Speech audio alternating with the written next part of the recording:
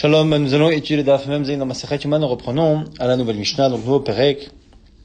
On lui sort la kaf, la cuillère, Veta Marta et la pelle dans laquelle on met les gechalim pour la ketoret. Chafan melochofnav. Il attrape avec ses poignets la ketoret. Et il met dans la grande cuillère. Agadol et figodlo, et on nous explique que la poignée, eh bien, dépendra de la taille de la personne et de sa main. Le figodlo, vakatan et fikotno, et le petit, en fonction de sa petitesse, vekachayem iddata, et c'était cela, sa taille. La Gemara expliquera ce que cette dernière phrase vient rajouter. Natal et marta bimino, vetakaf bismolo, et il prend, donc, la marta avec les gechalim, les braises dans la main droite, et la pelle, la cuillère dans laquelle il y a la ketoret, avec la main gauche. La Gemara maintenant revient sur cette Marta. Marta, on dit ici qu'on lui amène la kaf et la Marta. Mais nous on a vu précédemment, Tanale, Natal et ta Marta, vers Alale Rosh HaMizbeach. Nous on a déjà vu, Daf Mem Gimel dans une Mishnah, qui prenait le Kohen Gadol la Marta et qui mettait les gechalim dessus. Et après donc vers Alale Rosh HaMizbeach, Vechote, il prend les gechalim, Veyored, on avait dit qu'il le laissait à un endroit particulier dans la Hazara. Donc, c'est bizarre de dire maintenant, une fois qu'il a déjà utilisé la marta, qu'on lui sortait la marta de l'endroit des ustensiles, comme s'il l'avait pas utilisé. L'agma dit non, atam, marta de gechalim, veacha, marta d'ertoat. L'agma dit, il y a deux martotes. La marta qu'on a précédemment citée, dans laquelle il allait au misbeach, il prenait les braises, il les posait sur le quatrième carrelage de la hazara. Ça, effectivement, c'était la marta des gechalim, des braises. Ici, on parle d'une marta, dans lequel il y a la kétoret, l'encens, à partir de laquelle, avec ses mains, il prend des poignées d'encens et il remplit après dans la cave. Détania, c'est marqué dans une marita, otsi olo, kafrekan milishkat kelim, on lui prend une cuillère vide de la lishka des kelim, ou marta gedusha, chez le kétoret, de l'autre côté, une marta pleine, cette fois de kétoret, milishkat betaftinas, de l'endroit de betaftinas, là on faisait effectivement la kétoret, donc c'est bien la preuve que cette braïta qui finalement reformule ce qui est marqué dans notre Mishnah, nous montre bien que la Marta de notre Mishnah ici, c'est pas la Marta qu'on a citée précédemment, ici c'est une Marta de Ketoret, précédemment on a parlé de la Marta des braises. Chavan melo chofna, on a dit qu'on remplissait avec les poignets, on mettait dans la cuillère. Agadol et figolo, katan et fikoton, vekacha midata, le grand en fonction de sa grandeur, le petit en fonction de sa petitesse, et c'était ça, sa mida. Kaf, beyom akipurim, la Gemara se pose la question, pourquoi finalement on utilise une kaf, pourquoi on utilise une cuillère? Melochofnav, vehevi, c'est marqué dans la Torah, velakach melochofnav, ketoret samim daka, il prendra avec ses poignets, eh bien, ketoret samim daka, vehevi, et il amènera, mibet la parochet, c'est pas marqué dans la Torah, qu'après avoir pris avec ses poignets, il doit le mettre dans une kaf à marachamana. L'agma nous explique, mishum de loefshar, parce qu'en réalité, il n'y a pas de possibilité de faire autrement. Pourquoi? Echina avid. Comment vas-tu faire? Ni'ael ve'adar ne'ayel. S'il a les poignets qui sont remplis de kétoret, il ne peut pas arriver avec en même temps la marta avec les braises. Donc forcément, il sera obligé d'amener les braises une première fois et après d'amener la kétoret ou l'inverse. Naël va dar Naël s'y va en deux fois. Ava achada marachamana, la Torah n'a parlé que d'une seule venue. Vehevi mi bet la parochet, machma qui vient une seule fois. Et l'oshte avaot. Alors la Gemara dit nishkele li kétoret bechofnav venarte le marta ala. Veliaoul, la Gemara dit, ok, alors on n'a qu'à peut-être prendre avec ses poignets la kétoret, mettre dessus sur ses mains, comme ça, poser, eh bien, la marta avec les braises, et rentrer. Le problème, c'est que Kimate Ata, une fois qu'il arrive dans Kodesh HaKodashim, Mechila Avi, comment va-t-il faire? Il sera obligé, pour ne pas lâcher la kétoret qu'il a dans ses mains, il sera obligé de prendre la marta avec les gechalim, avec ses dents. Ishkele bishine, venartele marta, et il poserait, à ce moment-là, avec ses dents, eh bien, la marta, il la poserait, et à ce moment-là, il mettrait dessus la kétoret. Le problème, c'est que c'est pas kavod de faire ça. Eh non, si déjà devant un roi humain, on ne fait pas ça. Devant le roi des rois, Kadosh Baruch Hu, alachat kama vechama, a fortiori qu'on ne fera pas ça. Donc on n'a pas le choix. Et car lo efshar, c'est pour ça qu'on ne peut pas faire autrement. Avec Evan de lo efshar, avinan kedash kachad ben nesiim. Et comme, du coup, on ne peut pas faire autrement, on fait comme les nesiim. On voit que les nesiim, effectivement, ils ont rempli dans une caf. Et comme on a déjà vu que c'était possible, et bien du coup, c'est la raison pour laquelle finalement on s'est pas mis à chaque fois que c'est marqué kafahat, azazam et la ketoret. Ils prenaient chacun les nesiim, kafahat, une kaf qui était mêlée à ketoret. Et on sait que par ailleurs, c'était justement la quantité aussi d'une poignée. Donc on sait que la poignée, on l'a mise dans la cave. On voit que c'est possible. Et on voit que chez nous, on ne peut pas faire autrement. Donc du coup, on applique cela. Nataleta marta biyamin vetakaf bismolo. Il prenait donc la marta avec la main droite et la kaf avec la main gauche. Alors la Gemara s'étonne. Pourquoi? Parce qu'a priori, là, les gechalim, les braises, c'est simplement un moyen d'eux, mais l'essentiel, a priori, c'est la kétoret elle-même. Or, la kétoret, elle est dans la main gauche, la main qui est la plus importante. Donc, on a l'impression que finalement, c'est la main la moins importante. Donc, la main gauche qui a la kétoret, et c'est la main la plus importante qui reçoit les gechalim, les braises, qui a priori sont moins importantes. Donc, comment comprendre que l'essentiel soit finalement à un endroit bas, alors que l'autre est de l'autre côté. Il y a tsiva bar'a v'yura bishmeshmaya, c'est une expression qu'on retrouve souvent dans le chasse, pour dire, attends, l'étranger, tu le mets au premier plan, et celui qui est là depuis toujours, tu le mets loin. Il y a tsiva bar'a, tu mets l'habitant par terre, et tu mets Giora à l'étranger, tu le mets bishmeshmaya dans les cieux. C'est une manière de dire que c'est pas kavod, que justement ce soit la kétoret qui aille à gauche. La Gemara a dit, je vais te dire pourquoi. Zomeruba vezomo aitet, c'est à cause des quantités. Il y avait là, donc c'était pas très lourd ce qu'il y avait pour la kétoret, par contre les gechalim étaient plus lourdes, et donc pour éviter que le kohen gadol se fatigue, on a préféré que la main droite porte ce qui est finalement le plus lourd, même si effectivement c'est le moins important. Et filou bisman shishneim shavim, et on me dit que finalement c'est même valable quand le poids des deux est pareil. Alors comment ça peut être le cas? Comme l'histoire là-bas de Rabbi Shmuel ben Kimchit, qui était très grand et qui avait une grande poignée, et donc dont la poignée était finalement équivalente au poids des gechalim de braise de l'autre côté. Zochama vesod tsonenet la Gemara nous dit pourquoi finalement, alors que finalement on a une exception comme le cas là-bas de Rabbi Shmuel ben Kimchit. Donc on voit que malgré le fait que la logique ne soit pas respectée, c'est qu'à un moment donné, c'est pas plus lourd à droite qu'à gauche. On explique finalement Zochama, Zotunen, une qui est chaude, une qui est froide. Les gechalim, les braises sont chaudes. Et donc c'est plus facile de porter par la droite, ce qui en général est plus lourd et qui, même si quand c'est pas plus lourd, c'est quoi qu'il arrive plus chaud et donc c'est plus facile de le porter à droite. Maintenant, on parle de ce Rabbi Shmuel. Amaru alav, Rabbi Shmuel ben Kimchit shaya chofen arba'at kabin melo chofnab. Que l'équivalent de ses poignets, ça revenait à 4 cabines. Omer kol anashim zerdo. Eh bien, chacune de toutes les femmes ont préparé ce qu'on appelle ici zered, la Gemara va expliquer ce que c'est, et celui de ma mère est monté jusqu'au toit. C'est une certaine manière, ma mère a eu plus de chance que les autres. Pourquoi? Il y en a qui disent be'arsan. Il y en a qui disent que ce qu'on parle ici quand on parle de zered, c'est arsan, c'est un plat qui était fait à base de blé et qu'on donnait souvent aux femmes enceintes. D'ailleurs, des rabbins bar Yonatan qui dit quoi? Damar Rabba bar Yonatan Amar Rabbi Yechiel arsan yafeh dechole. C'est bon pour les malades de donner ce arsan. Et donc du coup, d'une certaine manière, c'est comme si on avait bien nourri cette mère pour qu'elle ait des enfants si grands. Mais quand il y en a qui disent Bishirvat Zera, il y en a qui disent que non, Zered, c'est d'une certaine manière une allusion à la partie choisie, finalement, d'une certaine manière, qu'il y a dans la semence, comme si on parlait ici des spermatozoïdes. Donc des rabiabo comme des rabiabo, Ramé, Ktiv, Vatazreni Cha'il la Milchama. Il prend 2 versets. Une fois c'est marqué Vatazreni Cha'il la Milchama, tu m'as préparé, tu m'as donné de la force pour la guerre.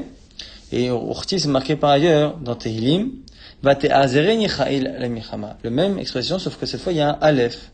Alors, Amar David Lifna Kadosh Baruch Hu Ribono Shel Olam Zeritani Vezerastani.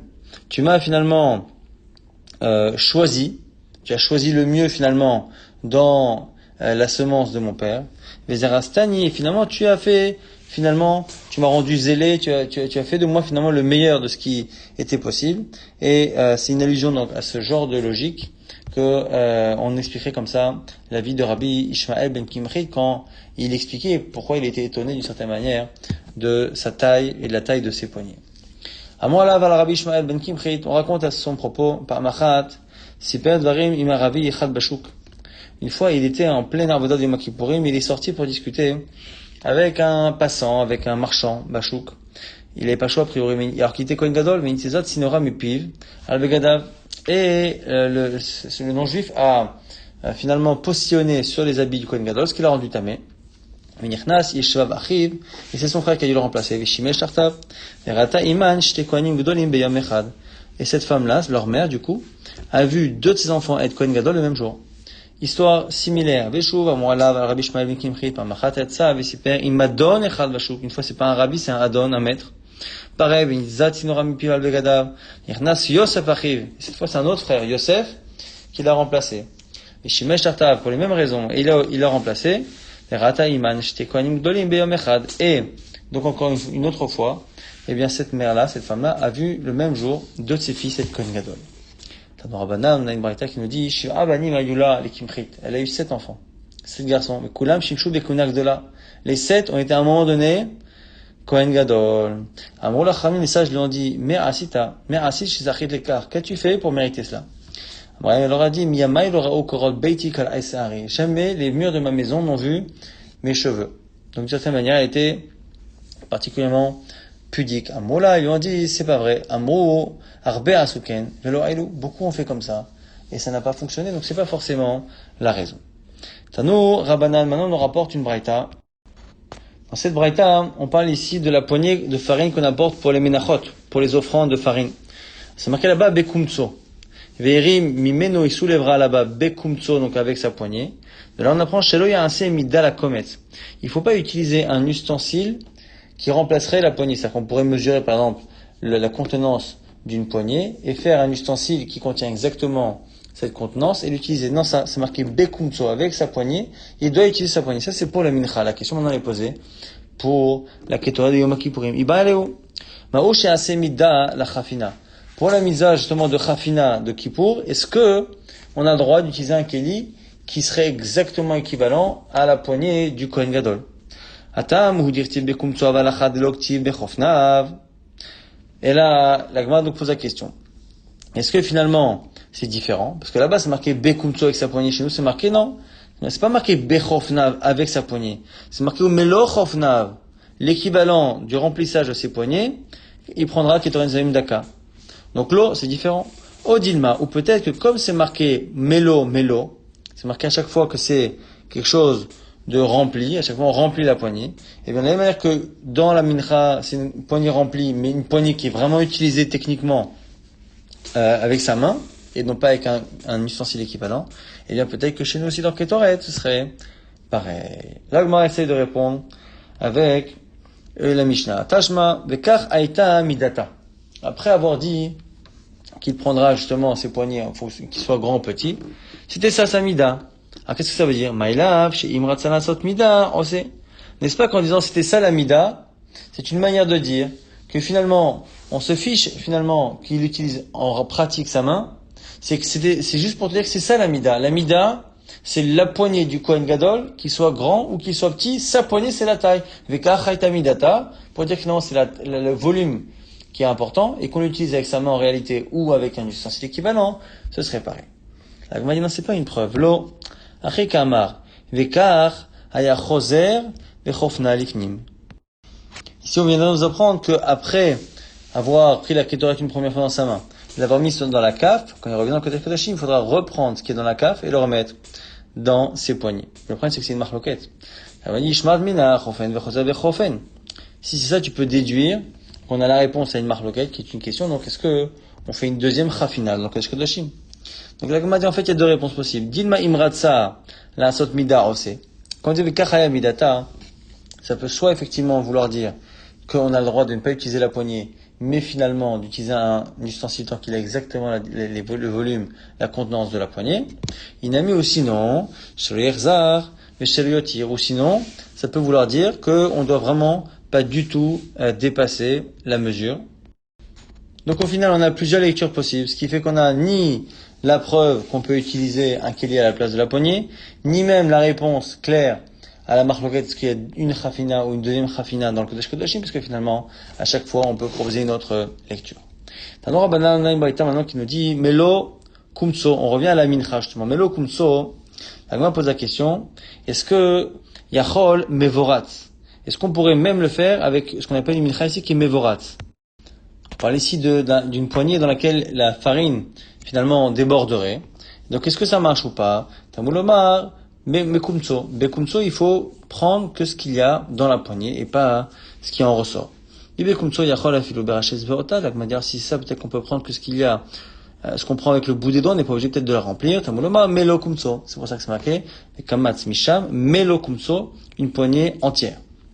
Donc, l'agma dit finalement, comme on a l'habitude, comme les gens ont l'habitude de prendre une poignée. Comment? Haketsad, chofé, shalosh ezbaotav al pisat yado, vekomet. Il prend les 3 doigts du milieu d'une main, et il les referme sur la paume, et c'est comme ça que finalement, il écomet. On nous explique ce qu'on fait avec les autres doigts. Donc on nous explique justement que il va machavat ou macheshet, qu'il utilise justement machavat ou macheshet, c'est-à-dire les 2 types de poils plus ou moins profondes qu'il y a pour les menachot. Mochek begudalo milemala ou bezvao ktana milemata. Il utilise son pouce finalement pour lisser le haut de ce qu'il y a dans sa poignée et le dernier doigt. Donc l'auriculaire qui va servir là aussi à enlever ce qui peut dépasser vers le bas, et donc comme ça il va avoir vraiment les 3 doigts qui vont justement être la poignée exacte. Et on nous dit que Vezohi Avoda Kashash Bamikdash, c'est le travail le plus dur, le travail difficile qui est au Beth Amikdash. L'agma s'étonne le fait qu'on dise que c'est vraiment la seule chose. Zohi Vetulo, quoi, c'est le seul travail difficile. Mais la Melika, le fait de tuer les volailles avec l'ongle au niveau de la nuque de l'animal, c'est difficile. Mais avec la chafina, il y a aussi la chafina de Yom Kippourim qui était difficile. L'agma a corrigé légèrement. Il dit, et là, Zohi meha avoda, mais avodot akashot sheba mikdash. Ça fait partie des avodot difficiles du mikdash. Ce n'est pas la seule, mais ça fait partie de celles qui sont difficiles. Amar Rabbi Yochanan nous dit, Ba'er Rabbi Yoshua ben Uza'a. Question de Rabbi Yoshua ben Uza'a. Ben abenaim shel melo kumso mahu. On dit, qu'est-ce qui se passe entre les doigts qu'il y a dans le melo kumso? Quel est le statut de cette ketoret? Amar Rav Papa nous explique finalement la marloquette. Il nous dit des gavailles. Donc, si on prend comme ça entre les doigts, il y a une partie qui est plus vers l'extérieur, une partie qui est plus vers l'intérieur. Alors, les parties plus vers l'extérieur, ce sera l'extérieur. Plus vers l'intérieur, c'est l'intérieur, mais vraiment au milieu. Des gavailles. L'otiv elach. Des vadaï kometz hu. Ce qui est à l'intérieur, c'est sûr que c'est kometz. Des baraïs qui est à l'extérieur. L'otiv elach, des vadaï sherim hu. C'est sûr que ça n'est pas la partie intégrante, finalement, de cette mincha, c'est les shiraim, c'est les restes qui seront consommés. Donc la poignée, elle sera apportée, elle sera offerte comme offrande, et le reste sera consommé, entre autres par les kohanim. Donc du coup, ce serait shiraim. Kitiv aïlach, des bene, maï. La Gemara nous dit, c'est vraiment, ce qui vraiment est entre les doigts, et vraiment au milieu, ça, c'est soit ça qu'on a une sheila. Amar Rabbi Yochanan nous dit, Adar Pasha Rabbi Yoshua ben Uza'a, ben Abenaim Safek Ninu. Finalement, après avoir posé la question, ce Rabbi Yoshua ben Uza'a a répondu, il a dit, on a la réponse, c'est quoi? C'est un Safek. Vous allez me dire, c'est pas une vraie réponse, mais les commentaires expliquent que ici, c'est une manière de trancher que c'est un Safek. Un peu comme Ben Hashmashot, le moment entre le jour et la nuit, c'est pas simplement qu'on ne sait pas. C'est que d'une certaine manière, c'est un peu la nuit et un peu le jour, et là, c'est un peu des deux. Donc du coup, Echi Avid, c'est comment on fait? Rabbi Chaina, maktir kometz lechudé trila. D'abord, on amène le kometz. Ve'adar ben abenaim. Et après, on amène ce qu'il y avait entre les doigts. Mais pas l'inverse. De'iyamad ben abenaim berecha. Si tu voulais amener ce qu'il y a d'abord entre les doigts, il y a un problème d'ilma, shiraim minhu. Si ce qu'il y avait entre les doigts a un statut de shiraim, donc de reste, eh bien, tu ne peux pas apporter le reste avant l'offrande. Avelu shiraim shechasru ben kmitza l'aktara, ça devient des shiraim dont une partie a disparu entre la kmitza et l'aktara et le fait que tu les brûles, et c'est pas possible. Avant mars, c'est marqué shiraim shechasru ben kmitza l'aktara. Si avant l'aktara il y a une partie du reste de la mincha qui doit être consommée qui a disparu, une maktirim alem, on peut plus faire l'aktara de la mincha et la komet, c'est ta komet. Et après, la Gemara dit, si c'est ça, même quand tu fais l'ordre inverse, Hachanami a un problème. Il crée quand même kol shimimenu la ishim areu beval taktiru. Le taktiru mimenu ishel Hashem, c'est marqué dans la Torah, et Chazal font une racha, pour dire que finalement, si on a apporté la mincha, et qu'on l'a pas apporté entièrement, on pourra pas apporter une autre partie après. Et donc, du coup, à la tzad, que ce qu'il y a entre les doigts, ça fait partie de la mincha, eh bien, c'est un problème finalement, de l'apporter après. Amaragda, Bered Rabbi Shimon ben Pazi, on répond des Mag Tirli les Shum Aitzim. La suite, ce qui est entre les doigts, on l'amène non pas en tant que Toret, mais en tant que Aitzim, comme un combustible. Ke Rabbi Eliezer, comme a dit Rabbi Eliezer.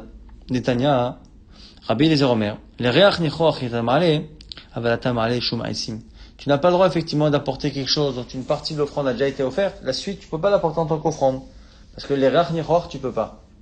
Donc, ce sera pas reach nichoach, ce sera pas une offrande, mais ce sera considéré comme étant un combustible. Et donc, à ce moment-là, c'est bon. L'agma dit, maintenant, mais tout le monde ne pense pas ainsi.